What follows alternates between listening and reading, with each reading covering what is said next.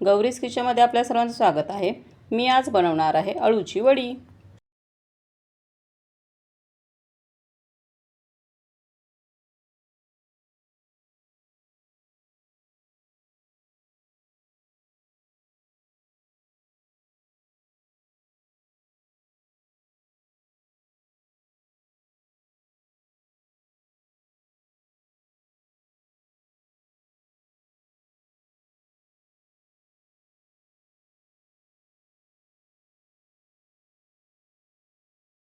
अळूची वडी खाल्ल्यानंतर घशामध्ये खवखवू नये असं वाटत असेल तर तुम्ही त्याच्यामध्ये गूळ आणि चिंचेचे पाणी करून पिठामध्ये मिक्स करा, त्याच्यामुळे ते घशाला खवखवत नाही।